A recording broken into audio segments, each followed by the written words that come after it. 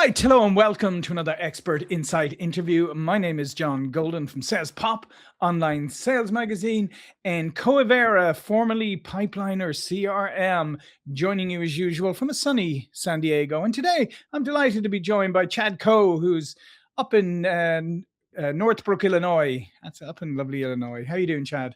I'm doing really well. Thank you, John. It's been very nice to meet you and to be able to be on the podcast this morning. Absolutely. And you're the founder of the Coe Financial Group, a renowned leadership and mindset coach who empowers executives, professionals, and business owners to unlock greater opportunity through confidence, authentic connection, and strategic clarity. Always a good thing. And you're the creator of the People-Tithing. People-Tithing, did I get that right? You did. People-Tize. People-Tithing approach. Chad, you're the author of The Power of People-Tithing, The Confident Leader, and you have a couple of other books too. And you equip clients with practical frameworks like the Abundant Life Roadmap. And what we're going to talk about today is, let's talk about people-tithing for sales, growth, leadership, mindset, and success. So let's start off, Chad, because we were just talking before we came on air. You came up with people-tithing a long time ago, but tell me the genesis of that and what it means. So I don't know how many people watch this and want to network, or we're told that we need to network. So in 1997 or 1998, before it was fashionable to network, I went to the gentleman who had the 80-person group at the time, and I said, "Hey, I want to join your group." Mm-hmm. And he said, "No, why don't you just create your own group?" And so the next week I did, and I created my own group, which went from 15 people right away to 80 people within a couple months. Mm-hmm. And as I'm sitting there networking and helping and actually doing this before I actually had a job, because I was going to be a financial advisor, I realized that I was being in the giver attitude. So as a financial planner, if you ask, it's a turnoff to many people, right? Hey, John, who's your money manager? What are you doing? It's a turnoff. So I realized that if I could nice people, make it all about them, connect them, we develop an authentic relationship about them. And then when the timing is right and we have this authentic relationship, I could say, "Hey, John, by the way, this is what I do for a living. So if the timing is ever right, maybe you could think about coming in and learning more about how I help people." Yeah. The genesis of the People-Tithing word was then to be thoughtful, caring, sharing, right? Sharing your database. And then if you have the ego, the attitude, and you're all that, then just become a mentor to somebody else. Yeah, I love that last piece because I mean it's such a great way of reframing something, isn't it? Like, as you said, if you got the ego, if you're all that, like, then go help other people to help them become successful. And also, and the first part you said, the caring, sharing, that's kind of a blueprint for the world. It probably needs reminding of right now. Yes, but what's interesting to me is I'm fascinated by people. So as an example, I used to help I still do, unemployed executives who want to get a job. They would leave my office with 5 to 20 names of people that would talk to them, right? Mm-hmm. I was fascinated by the people that would come in the office and let me interview them and talk to them and try to help them. And then maybe 1 out of 50 or 1 out of 100 would hire me. But my goal was to be authentically caring and nurturing to the people that were coming in, who, by the way, were going through a hard time, being that they were out of work. Mm-hmm. So I'm fascinated by the people and wanting to help them. It does turn out there's a large part of the population that really doesn't care about other people and doesn't really want to have that conversation. And some people have to fake it because they're in sales. But there is a percentage of people that just are anti wanting to know anything about anybody. Yeah, yeah. And I think it goes back to also, I mean, you talked about the Abundant Life Roadmap. I think a lot of that goes back to the concept of abundance. If you really believe in the concept of abundance, then you believe that there's plenty for everybody, and helping people is a natural thing because we should all, share in this abundance. Or you have a finite mindset where you say, I'm not going to help anybody because if I help you, somehow that's subtracting from me. Yeah.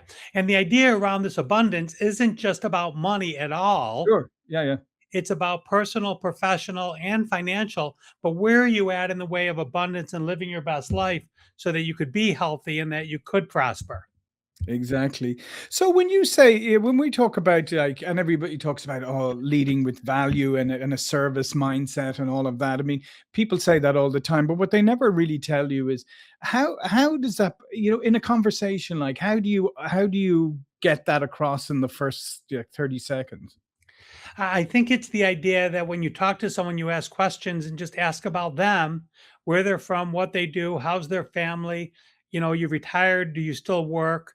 And if you work, what is something I could do for you that will help you, whether it's in business or in life? Hmm. And I could share with you, I shared with you earlier, a Yeah. very senior professor on mental health at a university. And it's amazing how everybody needs something, even though on the outside they look polished and clean and their world is whole. If you have family or if you have friends, you have something. Hmm. And so sometimes people just need someone to listen to them. Yeah.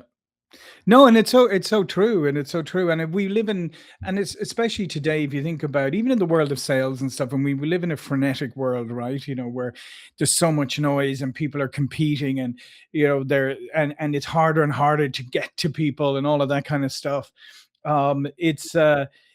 It's very easy to be the opposite, to like, oh, I need to get something quickly because I have your attention for 2 seconds. I need to get something from this. But what if you stop thinking of everything as a competition and just look at the world as a place where it's your goal to make somebody smile or make their life better because they now met you, and you have the ability with confidence to be their support and to let them feel good about themselves. So for me, it's fun when I'm traveling. As an example, I'll give you when I was at a restaurant the other day and a lady come up to the table, and halfway in, she's like, "Sir, you're very intimidating. But after I got to know you for the last 15 minutes, you're hilarious. All right. And I think I like you." So how do you have a conversation while you're being served that somebody actually walks up, sees the intimidation from their point of view, but realizes that you're a gentle soul on the inside and you just want to help them and give them a big tip and have fun, right? Versus that you actually are a jerk or actually are mean. I Yeah. prefer to be the person that wants to be fun, kind, and make your day better than when you started it. Yeah, no, absolutely. And I was actually, I just came back from Korea. Was in Korea for a time, for a week or so, and it's funny because you see there, you see a lot of, foreigners and stuff coming through, and they're rushing through and everything. And the Koreans are very respectful, so they don't, they keep to themselves or whatever. But it's like the difference when somebody drops something and you rush over and you pick it up for them and hand them back, and they light up because they're not you. Yeah, oftentimes, the rest of the tourists or whatever are just, and they're in a rush. They're not even paying attention to the people around them. Right.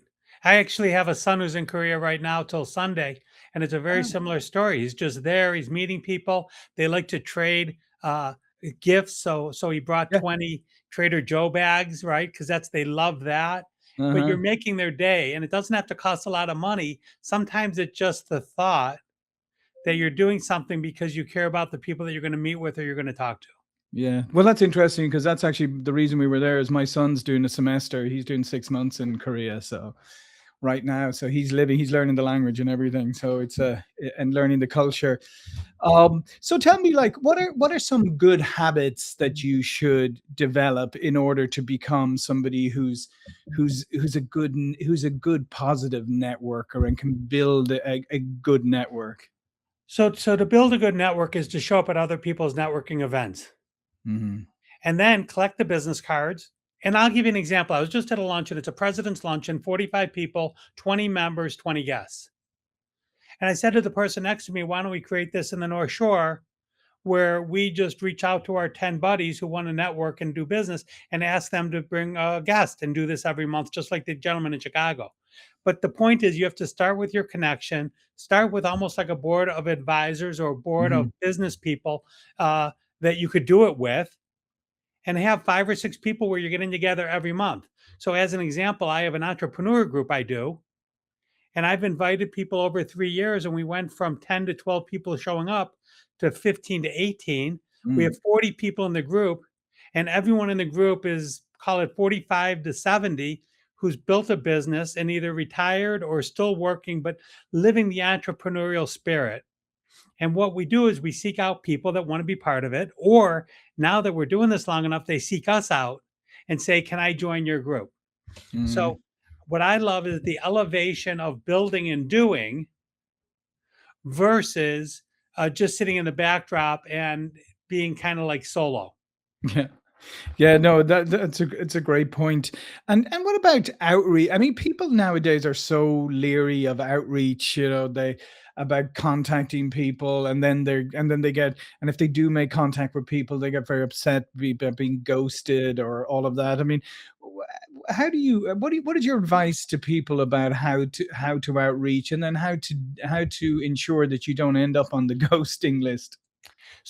So one of the things that it's one of my favorite stories is early on I had to sit and call 100 people a day, and I Mhm. got used to it. I used to even cold call the operator and practice my pitch because they're not Yeah, allowed to hang up. right. Then one day I met the CEO of a company called Becker Beeper. I'll never forget. Great man. Who I get him on the phone. He's the CEO of a major company in Chicago, maybe nationwide. It's the beepers when they were out before phones. Right. And he says, "Chad, you got me on the phone, but until you tell me you're a salesperson, I'm not going to talk to you." And I said, "Mr. Becker, I'm not a salesperson. I'm a financial advisor, and we do things different." And I said, and he said, "Okay, I'll talk to you another day because you're a sales guy. You called me." And I said, "Okay." Mm.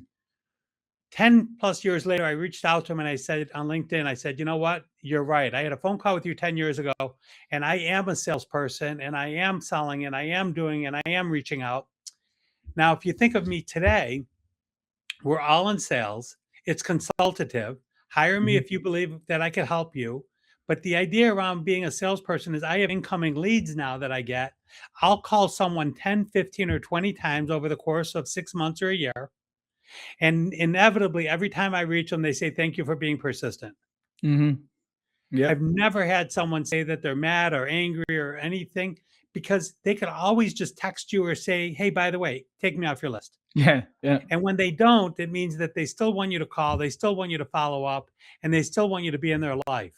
Mhm. And would you agree with that, John, or do you have a No, different no, thought? I would absolutely agree with that, and it's funny because you just made me smile there because, it's when you said about when you were saying I'm not a salesperson, it was interesting. I ran a company for what spin selling, Huthwaite, the spin selling, Neil Rackham's, methodologies, and we consulted with, companies and helps with sales training, big companies, global companies across the world.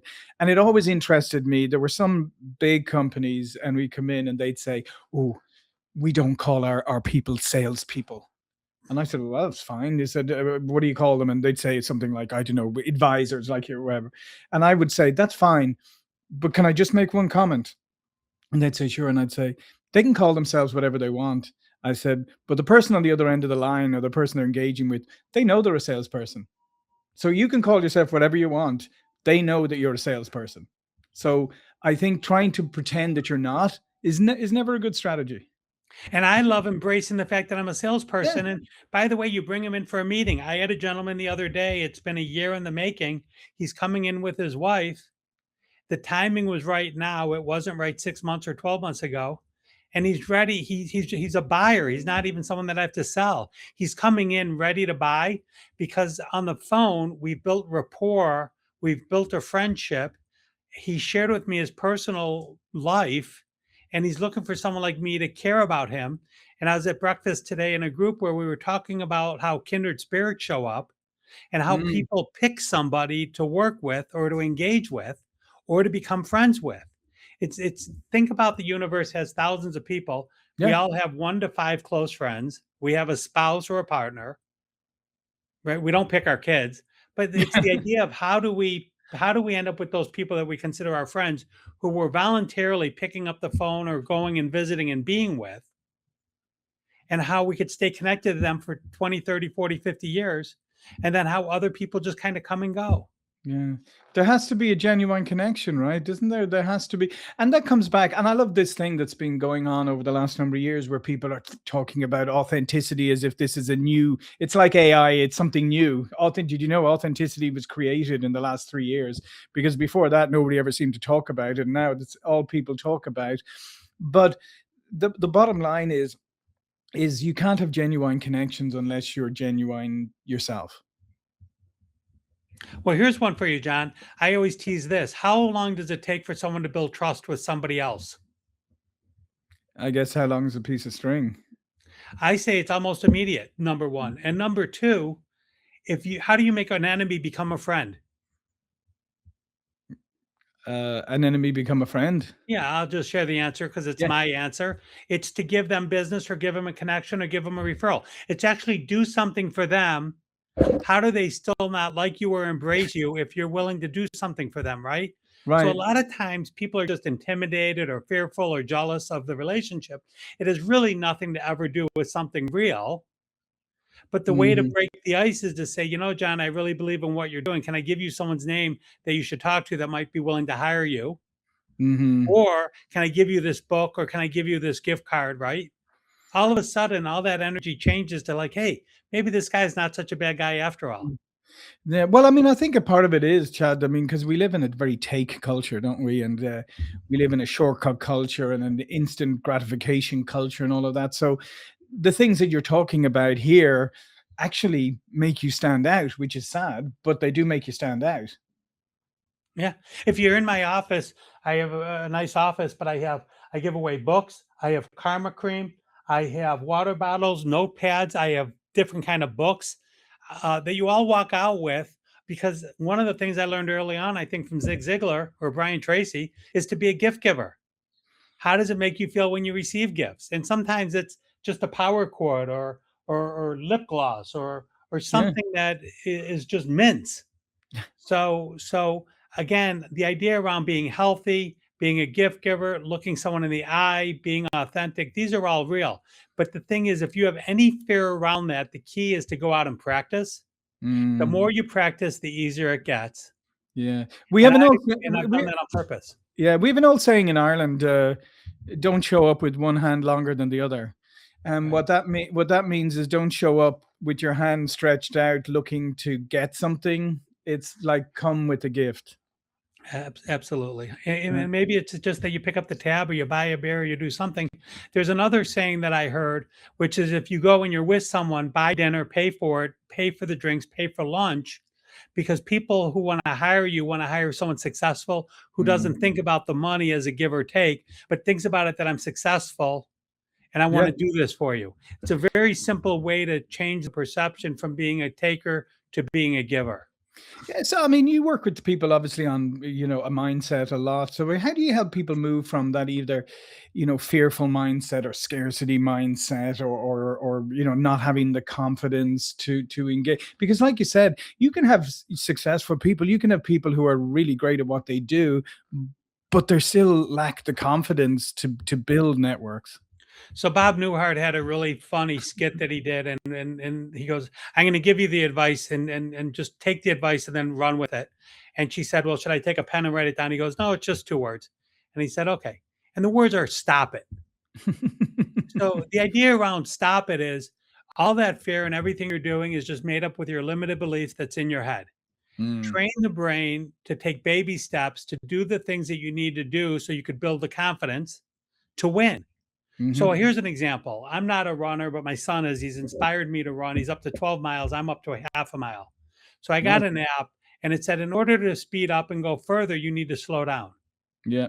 So when I was with a coach teaching me how to run, he would start me at 4.2 to 4.5, and I'm out of breath in 30 seconds. The app is teaching me to slow down 3.5 miles an hour, keep under breath, take it easy, go to 3.6, 3.7, and go a quarter mile, a half mile, three-fourths, and a mile. What's Yeah. crazy is your body adjusts and it gets easier when I first slow down in order Yeah. to. Yeah, yeah.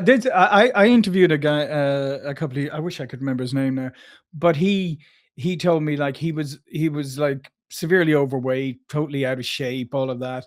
And one day he decided I need to do something. So he said, I'm going to run a marathon, right? Now, from where he was, running a marathon is a ridiculous distance, right? From where he was. So he said, what I did was I went out the first day and I walked for 5 minutes. That was it.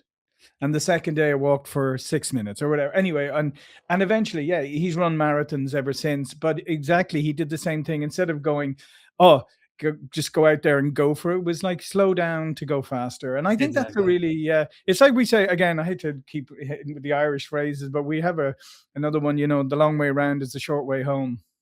And another one is when you're playing golf, however you swing the club, slow it down by 25 to 50%, and it's probably still too fast, right? Yeah. So so it just works. The other thing is when you're reaching out to people, pick up the phone and call them. And when they pick up, wait 1 or 2 seconds. You don't have to jump all over it or be afraid. What I say to some people is, hey, is now a bad time? And they Mm, say, yeah, absolutely. I just sat down to eat. Well, when would be a good time? When would you be open to talking? And they always say, why don't you try me tomorrow at 10? Why don't you try me later? Why don't you try me in an hour? But many times I start with, is now a bad time, mm. instead of, is now a good time. Yeah, And it yeah, kind no, of tricks them up and seems to work. yeah. And just coming on to that, what you said a moment ago about taking a moment or two is, I think that's very profound because people have an irrational fear of silence. It's like we've all taken this. Do you remember like when radio was always dead air was like the worst thing that could happen on radio with dead air, right? Yeah. And so we've kind of co-opted this, and it's like you pick up the phone, you thing, or you're having a conversation with the prospect, and you ask an insightful question, and they go quiet, and instead of going, oh, this is good, they're thinking, you go, silence. So you jump in and you just ruin their train of thought, and you just fill it in with nonsense. Yeah. It's funny. I'm a keynote speaker at this one event years ago, and it's a 45-minute keynote. And I forgot my first couple sentences. And I stood up there and I went like this and I go, and the power of the pause. And then I looked at my card. I saw the first couple words. I went on for 45 minutes without looking at any notes. Yeah. But the audience laughed. It broke the ice. I was authentic about it. And it's the same thing with technology. How often does the computer lock up? It dies from battery, the InFocus or whatever doesn't work. There's always something. So I just make a comment about it. Everybody listens, laughs, and agrees. They feel my pain, Mm-hmm. and we just move forward. Yeah, yeah. I mean, it's all about basic connecting on basic human levels, really, isn't it? It is. It's a wonderful Mm. thing. It's all It is. basic, it's all human, it's all good. It's all smiles. Smile, Mhm. look in their eyes, keep it Yeah. simple. And by the way, you mentioned earlier, I think Brian Tracy and stuff. And I went and visited him one time, just asked him, would he see me for a few minutes just to chat about things? Super, despite the fact how busy he is and all of that, he said, yeah, sure, come in. Spent an hour with me, whatever, showed me around his studio set up and all of that, and just the generosity. It just shows you it doesn't matter. The it's the generosity that counts. Yeah, and I was fortunate 20 years ago to sit and have lunch with him at an event. And A again, super very guy. kind. I didn't realize what a legend he was at the time, but I Mm. listened and read his books for thousands of hours and at least hundreds. And then Zig Ziglar hundreds. And there's a few others. I'm a big Audible person and a big reader. I take the information, I internalize it, and what I like, I repeat. Yeah, perfect. Well, listen, thanks, Chad. All of Chad's information will be below this video. But before we go, Chad, please remind people about what you do. Financial advisor. I help people retire comfortably and stay comfortably retired. I network, I connect, I help. If it's something where you'd like to find me on LinkedIn, I'm under Chad Coe on LinkedIn and other social media sites. John, thank you so much for having me on. Yeah, listen, thank you, Chad. Fantastic. I know the audience will enjoy this. So thank you for watching and listening, and I'll see you all again very soon. Thank you.